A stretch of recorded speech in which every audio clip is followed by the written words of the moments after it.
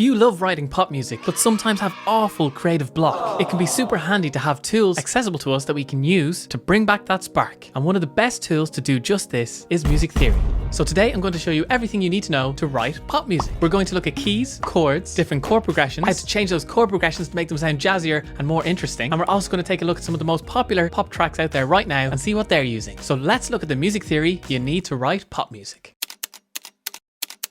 It's very rare for pop music not to stay in one key. And when we only have one key in a song, we call that diatonic. So for today, let's stay in the key of C major. C, D, E, F, G, A, B, C. So that's 8 notes, but one of them is repeated, 2 Cs. We have 7 unique notes, so we can make 7 unique chords. More often than not, a chord is going to be a triad, or 3 notes. So the chord of C is C, skip a note, E, skip a note, and G. So we have 3 notes, C, E, and G. Play those together and you have the chord of C major. So we can go along our scale or key of C major and play 7 unique chords, keeping the same interval of a triad. So after C, we've D, and this is a D minor. Next is E, E minor, F major, G major, A minor, B diminished, and then we're back to C major again. So 7 unique chords. And no matter what key you choose, you'll always have 3 major chords, 3 minor chords, and 1 diminished chord. Our major chords will come from the first note in the scale, the 4th note, and the 5th note. Our minor chords will come from the 2nd note, the 3rd note, and the 6th note. And then finally, our diminished chord will be the 7th. The 7th chord is very rarely used in pop music, so let's leave it out for the minute. So we'll concentrate on our 3 majors and 3 minor chords. So you're telling me now, Hugh, that's great, we have 6 chords, but how do we make chord progressions with those chords? More often than not in pop music, we're going to have 4 chords. And at its most basic, we'll have 1 chord per bar. And with 120 beats per minute, that will sound like this. C, the chord of 1, G, the chord of 5, A minor, the chord of 6, F, the chord of 4. Using 4 different chords from the scale of C major, we have our chord progression in the key of C. And this is where the fun begins. You can get really creative and choose different chord progressions to make your own songs. So let's choose another 4 random chords. Let's start our metronome. So the chord of 4 is F. Here we go. F, the chord of 4, G, the chord of 5, A minor, the chord of 6, and G, the chord of 5. You might recognize that from a lot of famous pop pieces. The most famous, Closer by the Chainsmokers. So baby, pull me closer in the backseat of your Rover. And you can hear there, that's just 2 beats given per chord. So start off with maybe 4 beats per chord and then get creative. Maybe 3 for one chord, 5 beats for the next. And we can also add syncopated rhythms where we change chords on the offbeat. Your Power by Billie Eilish is a great example of this.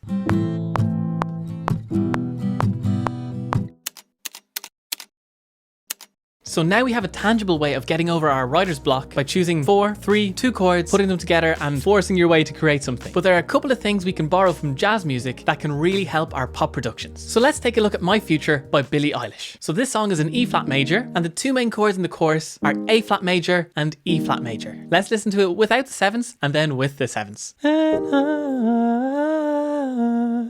I'm in love. Da da da da da da da da da da da da da. The second time with some extra jazz influence. I'm in love. And down to A flat major. Body here.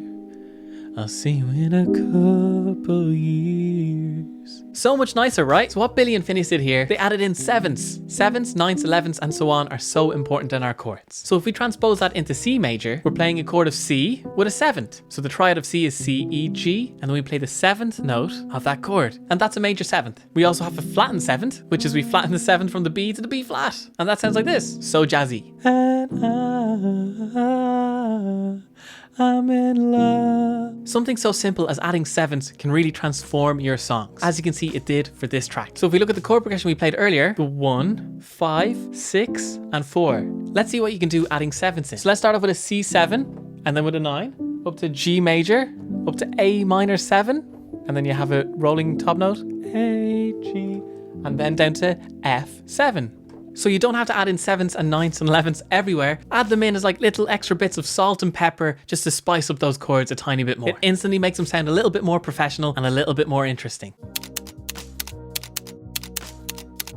Let's look at another way you can make your chord sound even more professional. That's known as the root chord of C major. The first inversion, we take the bottom note, put it up an octave, E, G, C. Same 3 notes played in different intervals. The C has gone from being the lowest note to the highest note, and that's called the first inversion of C major. Throw E up an octave, G, C, E, and that's called the second inversion of C major. It's still the C major chord, but just sounds a little bit different because of the way that chord is painted. You'll recognize that sound from classical music, where a piece might be finishing and the composer has played the second inversion, the first inversion, and then the root inversion, and it's finished. But the great thing is we can use this in pop music as well. Let's see how we can make the 1-5-6-4 chord progression even more interesting using inversions. Let's play the C major the same as before. So C, but now instead of playing the G root, let's play G second inversion. And let's go up to the A minor with the second inversion as well. And now let's play the root of F major. So we can take 3 things from this. 1, it sounds nicer. 2, it's easier to play. And 3, we have a new melody line playing at the top notes of the chords. Now, how about using 7s and our inversions together? C major 7, G second inversion. A minor 7, F9. Wow. And something that sounded so basic beforehand has transformed and it sounds totally different. And that's the power of inversions and jazz chords in our pop productions. So now that you've learned how to write professional sounding chords, you can watch this video to learn how to produce it from scratch.